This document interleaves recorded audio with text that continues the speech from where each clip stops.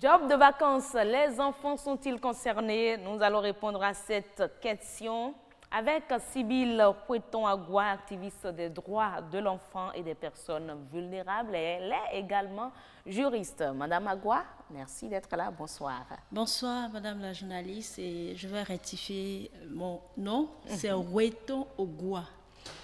Voilà. Bon, on n'est jamais faux. Hein? On a voulu vous rebaptiser ici, Merci mais on rectifie. C'est Sybille Poueton-Agua. D'accord. Activiste des droits de l'enfant et des personnes vulnérables. C'est bien cela. Oui. Alors, job de vacances, les enfants sont-ils concernés? Job de vacances, les enfants sont-ils concernés? C'est une question vaste. Et je parlerai en m'appuyant sur les tests qui existent en République de Bénin. D'abord, qu'est-ce qu'on peut entendre par job de vacances?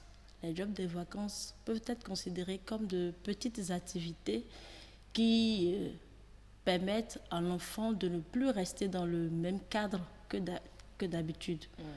Aller à l'école, revenir à la maison, etc. Donc, les jobs de vacances permettent aux enfants de faire autre chose en dehors de la scolarité, en dehors de l'école. Alors, est-ce que les enfants sont concernés par les jobs de vacances? Qui est-ce qu'on peut appeler d'abord enfant? Oui.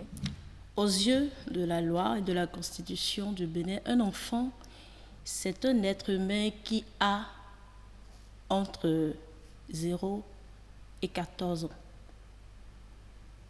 En fait, parlant du travail. Sinon, au Bénin, c'est celui qui a entre 0 et 18 ans.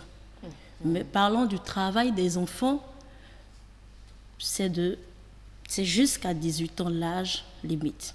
Jusqu'à 18 ans. Jusqu'à 14 ans, pardon. 14 ans. Donc, pour qu'un enfant puisse travailler, il faut qu'il ait au moins l'âge de 14 ans. D'accord. Et il y a différents types d'activités que l'enfant peut exercer. Alors, parmi ces activités, il y a par exemple la cuisine. La cuisine, le jardinage et plein d'autres choses. Et ici, ce que nous remarquons dans notre contexte, c'est que les enfants, les jobs de vacances que font les enfants sont généralement la vente de tomates, des condiments un peu dans les rues et tout ça. C'est beaucoup plus des activités génératrices de revenus, Ce sont qui ne concernent pas directement les enfants. Si un enfant doit faire des activités ou un travail qui ne rentre pas en ligne de compte avec la scolarisation, ça doit être un travail qui lui procure du plaisir, qui lui apprend autre chose, qui participe à son plein potentiel et épanouissement. Et là, on parle des enfants de 14 à 18 ans. Bien sûr. Ceux de moins de 14 ans ne sont pas concernés par les jobs de vacances. Non, ils sont tous concernés par les jobs de vacances. Mais quand on parle du travail de l'enfant, quand on veut parler du travail des enfants, c'est à partir de 14 ans. Voilà, de 14 ans à 18 ans. Et 18 ans, c'est beaucoup plus pour les travaux pénibles. D'accord. Les travaux qui demandent les apprentis maçons, voilà, sur les chantiers. Oui, pour ces genres de personnes, pour ces genres d'enfants, par exemple, ça doit être à partir de 18 ans. De 18 ans, d'accord. Voilà. Donc, si je comprends bien, le travail des enfants, c'est différent du job de vacances. Bien sûr. Le job de vacances, c'est déjà pour se procurer du plaisir. Bien sûr. Et là, vous aviez dit, on peut y mettre la danse, on peut y mettre le foot, les contes, le théâtre, la cuisine, le jardinage, l'agriculture, des petits trucs qui permettent à l'enfant, en dehors de l'école, d'apprendre à faire autre chose. Mais que dire des enfants dans notre contexte aujourd'hui? Que dire de ces enfants qui sont à la fois père et mère, des enfants pères, des enfants mères, qui jouent le rôle de papa, le rôle de maman pendant les vacances pour subvenir à leurs besoins, bien qu'il n'ait pas encore 18 ans. Vous allez constater avec moi que c'est une aberration tout simplement parce que lorsqu'on définit l'enfant comme un être humain qui est encore sous la tutelle de ses parents, c'est normalement une personne qui n'a pas la capacité de se prendre en charge. À l'âge enfant, on a besoin d'être ardulé. On a besoin d'éducation. On a besoin des éléments de base qui nous permettent à l'âge adulte de pouvoir faire face à la vie. Alors, un enfant père ou un enfant mère, vous constatez avec moi déjà que ça ne rentre plus dans le cadre légal de la chose. Un enfant ne peut pas être un père. Un enfant ne peut pas être une mère. Entendez par mère ou père quelqu'un qui, même n'ayant pas d'enfant, a la capacité de prendre en charge des enfants. C'est un adulte.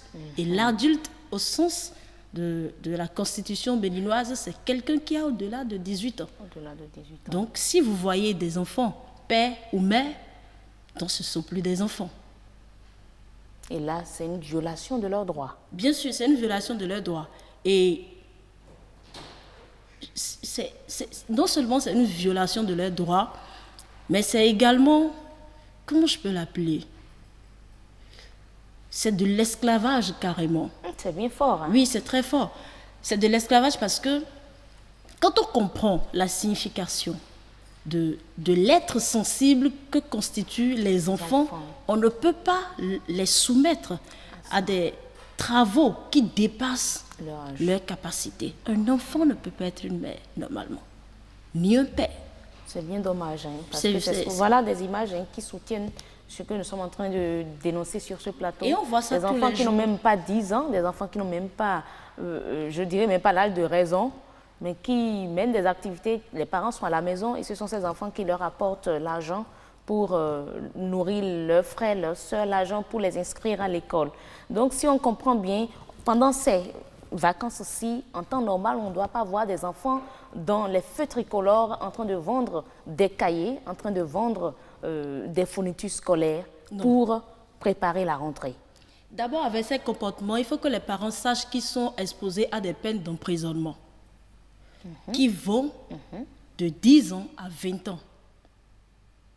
Bien sûr.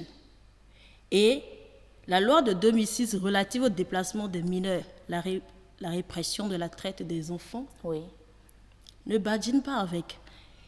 Si ces comportements persistent encore, on peut dire que c'est parce que dans notre société, il n'y a pas de gens peut-être qui ont le cran d'aller dénoncer.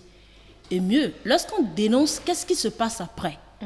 C'est ça d'abord le problème, parce que les associations de défense des droits des enfants, c'est pas ce qui manque. Hein. Non, pas du tout. Mais c'est comme si la justice ne va pas jusqu'où ça doit aller. Il y a tellement de parrains de ci et ça qui empiètent sur les résultats qu'on doit obtenir. C'est vraiment dommage parce que si nous voulons un pays prospère, si nous voulons un pays développé, il va falloir commencer par la base. Et la base, ce sont les enfants. Puisqu'on dit que c'est l'enfant qui est l'avenir de demain. Si l'enfant doit être l'avenir de demain, il va falloir que l'enfant ait ce qu'il lui faut depuis le bas âge pour pouvoir transformer son pays demain. Alors, je peux comprendre que la plupart des parents qui exposent leurs enfants à ces genres d'événements, d'activités, sont des parents qui, pour la plupart, sont analphabètes. Deux, des parents qui n'ont pas une situation économiquement stable. Donc, du coup, dans un premier temps, si on prend le côté analphabétisme, c'est qu'ils n'ont pas l'information nécessaire qui leur permet de comprendre que l'enfant, c'est quelqu'un qui n'a pas encore l'âge de raisonner normalement. Il a besoin qu'on mette des garde-fous, qu'on le protège, qu'on croit en lui, qu'on lui montre le chemin à suivre pour aller là où il doit aller plus tard. Alors, il va falloir peut-être renforcer les sensibilisations et passer de l'étape de sensibilisation punie, parce que c'est aussi ça. Ce qui fait que généralement, on ne respecte pas nos tests, c'est parce qu'on ne voit pas que lorsque quelqu'un commet des actes qui vont à l'encontre de ce qui est normal, il y a la répression. Donc la phase de répression doit faire partie intégrante du processus. Effectivement. Mais est-ce que moi, personne inconnue, je peux voir un enfant en circulation en train de vendre, un enfant qui n'a pas l'âge de raison, en train de vendre, et l'interpeller?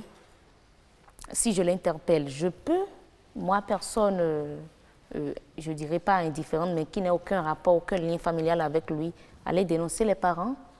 C'est possible? Déjà, le fait que vous ayez constaté, c'est déjà bien.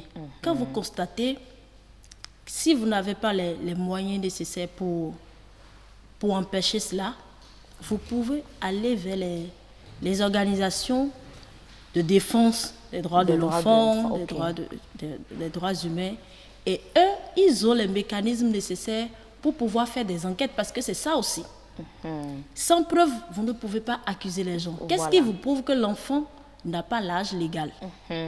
Parce qu'il y a des enfants qui, apparemment, ressemblent à ceux qui n'ont pas l'âge donné, mais qui, en revanche, ont cet âge-là. Il y a également ce type d'enfants dans le lot, effectivement. Voilà, donc, quand vous constatez un fait, c'est déjà bien, il faut dénoncer. Et parlant de dénonciation, même les commissariats, partout, vous pouvez dénoncer. Maintenant, si vous voulez vraiment qu'il y ait un suivi, il ne faut pas lâcher. Et c'est ce qu'on est en train de dire. De dire, effectivement. Il ne faut pas lâcher. Il ne faut pas lâcher. Il faut suivre jusqu'à ce que ça ait une suite favorable. Favorable, d'accord. Merci beaucoup, Sybille Roueton-Ogua. Voilà, Sybille Roueton-Ogua. Vous êtes activiste des droits de l'homme, des droits des enfants et des personnes vulnérables. Vous êtes juriste. On a compris de vos propos que ce qui est conseillé pour les enfants en temps de fête, ce sont les activités extrascolaires. Mais pas les jobs de vacances, pas des activités génératrices de revenus, surtout des activités qui dépassent leur âge. C'est ce qui est déconseillé par la loi. Merci beaucoup. Bonne soirée à vous. Merci à vous autant.